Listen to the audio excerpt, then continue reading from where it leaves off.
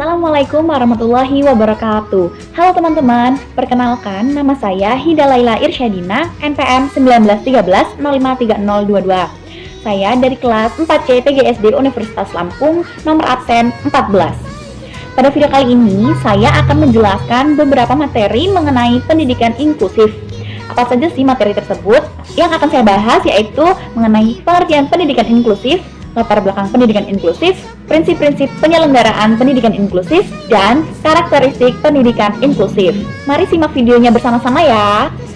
Kita wujudkan, kita hidup di bumi ini. Apa sih yang dimaksud dengan pendidikan inklusif? Menurut Praptiningrum tahun 2010, pendidikan inklusi merupakan sistem layanan yang menerima semua anak berkebutuhan khusus untuk dilayani sesuai dengan kebutuhannya bersama dengan anak normal lainnya dalam satu lingkungan. Di dalam Permendiknas nomor 70 tahun 2009 pasal 1, pendidikan inklusif adalah suatu sistem penyelenggaraan pendidikan yang memberikan kesempatan kepada semua anak berkebutuhan khusus untuk mendapatkan pendidikan dengan siswa reguler lainnya dalam satu lingkungan pendidikan secara bersama-sama. Penerimaan siswa berkebutuhan khusus di sekolah inklusi diharapkan semua siswa dihargai dan diterima terlepas dari latar belakang anak. Melalui terlaksananya pendidikan inklusi di sekolah tersebut, maka seorang guru harus siap untuk bekerja lebih giat karena anak berkebutuhan khusus terdiri dari beberapa ketunaan dan kesulitan. Dari pengertian tersebut dapat kita simpulkan bahwa pendidikan inklusi adalah pelayanan pendidikan untuk peserta didik yang berkebutuhan khusus tanpa memandang kondisi fisik, intelektual, sosial, emosional, linguistik, atau kondisi lainnya untuk bersama-sama mendapatkan pelayanan pendidikan di sekolah reguler, baik itu SD, SMP, SMA, maupun SMK sederajat. Selanjutnya, saya akan mengulas mengenai latar belakang pendidikan inklusi.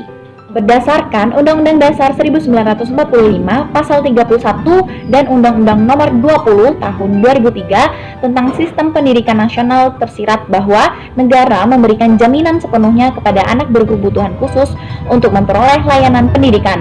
Hal ini menegaskan bahwa setiap anak bangsa berhak atas pendidikan tidak terkecuali dengan anak yang kurang beruntung atau anak berkebutuhan khusus. Seperti halnya yang telah kita ketahui bahwa selama ini di Indonesia, layanan pendidikan bagi anak berkebutuhan khusus disediakan 3 macam lembaga pendidikan, yaitu Sekolah Luar Biasa atau SLB, yang kedua Sekolah Dasar Luar Biasa atau SDLB, dan Sekolah Umum. SDLB adalah SLB atau Sekolah Luar Biasa yang menerima atau menampung berbagai jenis anak yang memiliki berbagai macam kebutuhan khusus. Dan sekolah umum adalah sekolah reguler yang juga menampung anak-anak berkebutuhan khusus dengan kurikulum, guru, sarana pengajaran, dan proses pembelajaran yang disesuaikan dengan kebutuhan peserta didik.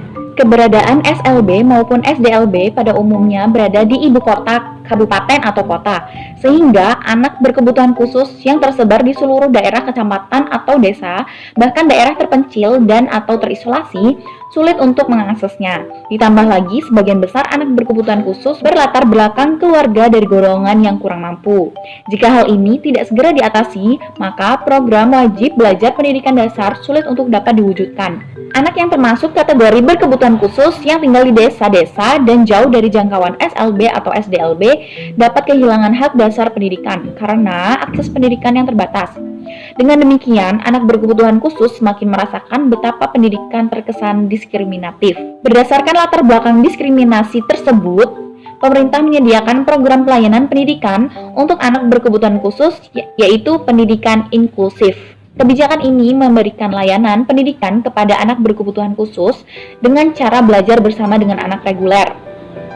Sistem pendidikan di sekolah reguler dirancang sedemikian rupa sehingga antara siswa reguler dan siswa berkebutuhan khusus dapat belajar bersama-sama dalam satu kelas yang masing-masing mendapatkan pelayanan sesuai dengan potensi dan keterbatasannya. Yang selanjutnya saya akan menjelaskan mengenai prinsip-prinsip penyelenggaraan pendidikan inklusif.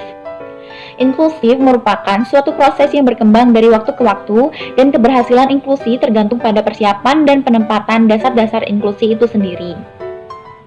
Apabila inklusi ingin berhasil, tentunya sekolah harus menggunakan pendekatan yang berorientasi kepada kebutuhan siswa. Pada dasarnya, inklusi sosial dalam konteks pendidikan adalah menghargai dan merangkul setiap individu dengan perbedaan latar belakang, jenis kelamin, etnik, usia, agama, bahasa, budaya, karakteristik, status, cara atau pola pikir, kondisi fisik, kemampuan, dan kondisi beda lainnya. Sekolah merupakan tempat di mana semua siswa merupakan anggota yang utuh, memiliki perasaan terhubungkan dengan teman-temannya, memiliki akses terhadap kurikulum pendidikan umum yang sesuai dan bermakna, serta memperoleh dukungan untuk keberhasilannya. Berikut ini adalah prinsip-prinsip penyelenggaraan pendidikan inklusif. Yang pertama, pendidikan yang ramah. Lingkungan pembelajaran yang ramah berarti ramah terhadap peserta didik dan pendidik, yaitu anak dan guru belajar bersama-sama sebagai suatu komunitas belajar, menempatkan anak sebagai pusat pembelajaran, mendorong partisipasi anak dalam belajar, dan guru memiliki minat untuk memberikan layanan pendidikan yang terbaik. Yang kedua yaitu mengakomodasi kebutuhan. Mengakomodasi kebutuhan setiap peserta didik merupakan salah satu upaya meningkatkan kualitas pendidikan.